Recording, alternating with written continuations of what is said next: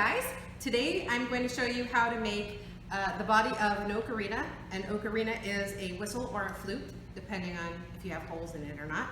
An ocarina whistle, which we will decorate at another time. You can either make it into a sculpture, or you can carve a design on it. So the first thing you're going to want to look for is your materials. And what I have is slip, a spatula, a wood spatula, some water, a sponge, 2 ribs, a smooth rubber rib, and a serrated scraper. I have 3 types of scoring tools. I really like this one, but it's really sharp and you guys can use these because they're less dangerous. A popsicle stick and clay, of course. So you want to start off with roughly 3 balls of clay, and then you're going to make 2 pinch pots and a mouthpiece. This is probably too large, so you want to try to get your balls about the same size. If one's a little bigger than the other one, that's okay. So I'm going to show you guys how to do a pinch pot. You want to try to get the sides, everything even. You don't want to have something that's too thick. Otherwise, you're going to have a nightmare trying to get the flat piece, the whistle part, out. And people have a hard time with that. So you want to try to get it as even as you can in thickness. Don't forget about the bottom. Remember to only use the thumb inside, and you're pinching and turning at the same time. Okay, there's one.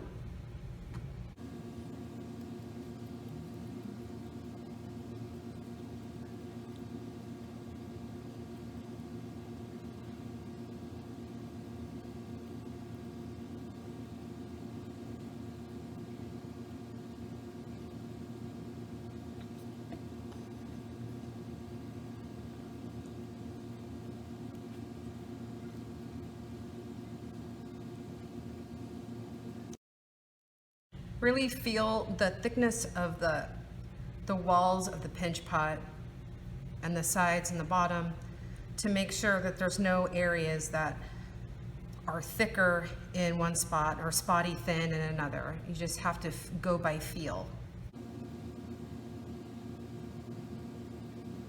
Don't neglect the bottom. A lot of people forget that, or they end up with this huge chunk corner-like area. Okay, so that's about the same. You want to try to make it the same, make sure this is relatively the same thickness. And see if these guys match up. It's pretty close.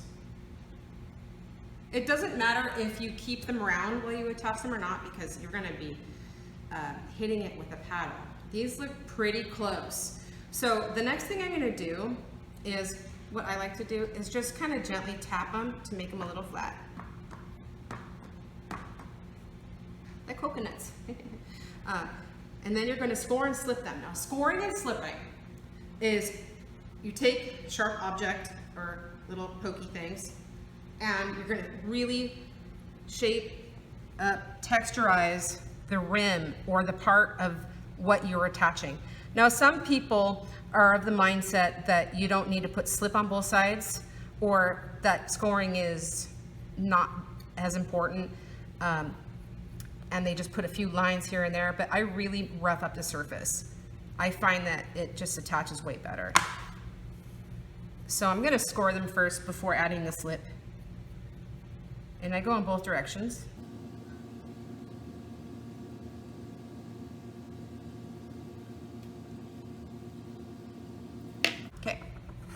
See that? Okay. So now you're going to add slip to both.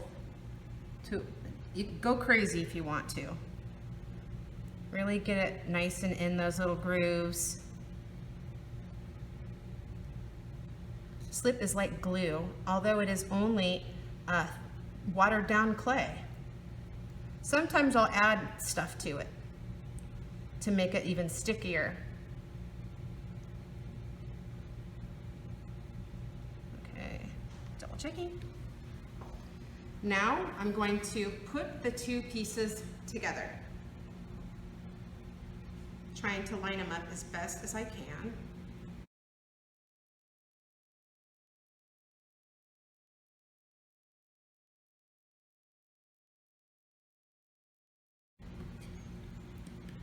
I'm just going to top it a little bit right now. I saved most of that for later, but it just sort of helps put it in place.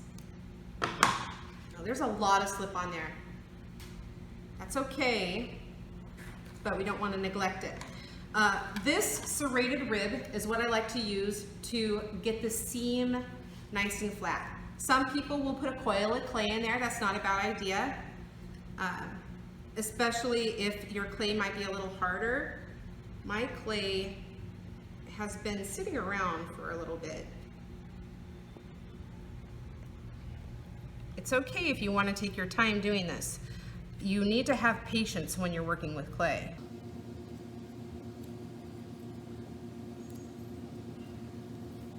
You may stop and go on the other side.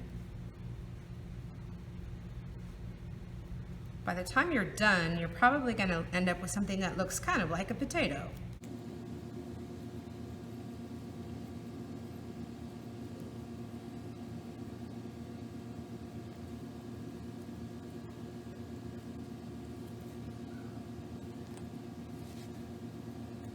If this isn't very effective, you can also use a harder plastic tool to sort of blend the pieces together like this. And then you can go back with the serrated rib to even out the surface. I guess mine's still pretty soft, so we'll just stick with this when it's working better. There's all different ways to accomplish the things that you want to accomplish when you're making objects with clay. You just have to figure out what's best for you.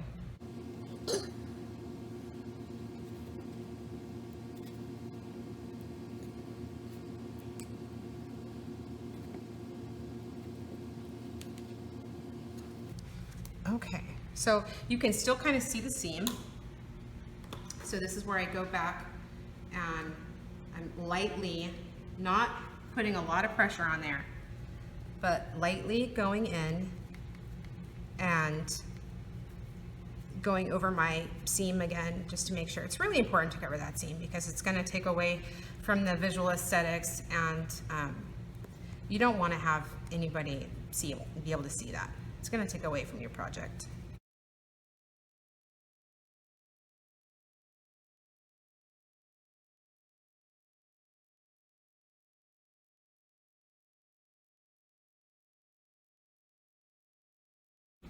So you can kind of see it's disappearing now. Okay, to smooth out those ridges, you just get either a metal scraper or a rubber or plastic or even wood rib will work fine. Something with a smooth edge, and just wipe away the grooves. I can still see the seam here, but we're going to worry about that later.